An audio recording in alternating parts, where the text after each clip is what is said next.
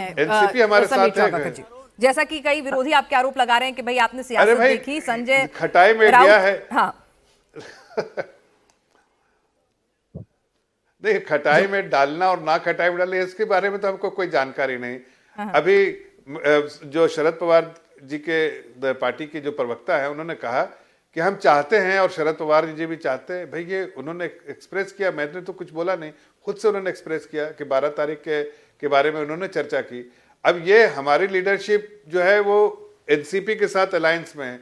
अब एनसीपी के साथ में कोई अंदर एनसीपी के साथ मिलता है तो अलायंस तो हमारे एनसीपी के साथ है ही ना। तो हमारे जफर साहब की इच्छा होगी कि पहले दोनों का विलय हो जाए और फिर दोनों एनसीपी का बीजेपी में विलय हो जाए। ये जफर साहब की इच्छा होगी कि महाराष्ट्र के लिए ज्यादा बेहतर होगा कि अगर दोनों नहीं, वो तो विलय है। अब देखिए, अब इसमें नहीं मैं आपको कंफ्यूजन तो नहीं बचा है। देखिए एनसीपी के साथ आप समझिए, एनसीपी के साथ हमारा अलायंस है जो मेन एनसीपी है, उसमें किसी का विलय होता है, कोई जुड़ता है, कोई उस पार्टी के आके इसमें मिलता है, वो तो हमारे एनडीए का पार्टनर हो गया ना। वो एनडीए का पार्टनर के साथ जुड़ा है तो हमारे साथ है, बस खत्म है, चाहे उसमें कोई भी हो। हमें कोई कंफ्यूजन नहीं है हमारे इसमें। ठीक है किशोर तिवारी जी, आपको क्या लग रहा है कि विलय की संभावना है? यहाँ पर एनसीपी शरद पवार गुट भी और अजीत दादा गुट भी दोनों कह रहे हैं कि भाई हम तो विलय के लिए ओके हैं और 12 तारीख को जैसे कि अजीत दादा की इच्छा थी हो भी जाएगा। आप लोगों को लग रहा है कि ये मामला कुछ पोस्टपोन हो गया है, होता नहीं दिख रहा है, ऐसा क्यों संशय है आप लोगों को? आपके नेता इसी तरह के बयान दे रहे हैं।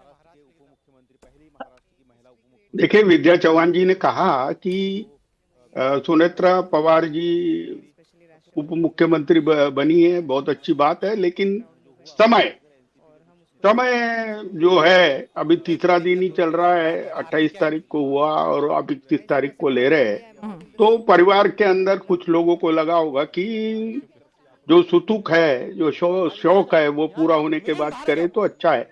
लेकिन जफर इस्लाम जो इतनी बड़ी बड़ी बातें कर रहे थे, मैं बता दूं तुमको, महाराष्ट्र के अंदर बाप चोर, पार्टी चोर बहुत लोग हैं, तो विधायक लोगों की चोरी हो सकती है। कर पार्टी को सुसूत्र रहने के लिए उन्होंने बनाया होगा प्रफुल्ल पटेल जी ने, क्योंकि बीजेपी का कल्चर बहुत खराब है। महाराष्ट्र में विधायकों की चोरी है आम हो चुका है। यानी आप कह रहे हैं बीजेपी का प्रेशर था, बीजेपी का डर था, इसीलिए इतनी जल्दी शपथ ग्रहण समारोह हुआ?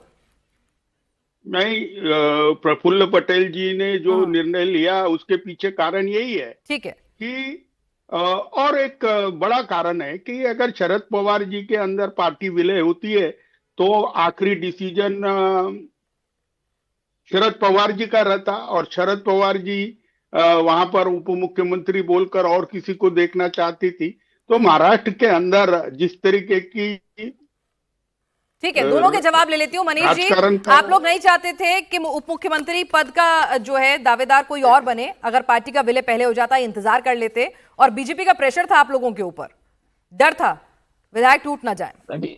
अभी जो प्रवक्ता साहब बोल रहे थे, मुझे पता नहीं उनको कहाँ से खबर मिली कि उनकी मन गणत बात है। ऐसा कोई बात ही नहीं है।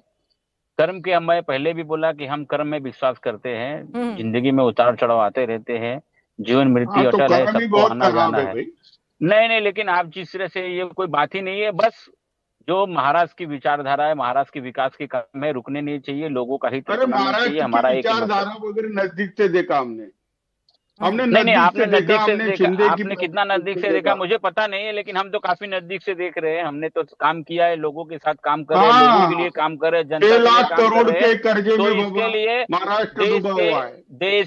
देश के हित के लिए, महाराष्ट्र के हित के लिए जो सही समय था, योग्य वेड़ी योग्य निर्णय, हमारी पार्टी का थीम लाइन है, तो हमने वही लिया। बाकी इसमें कोई भी राजनीति नहीं है, कहीं पे कुछ भी नहीं है।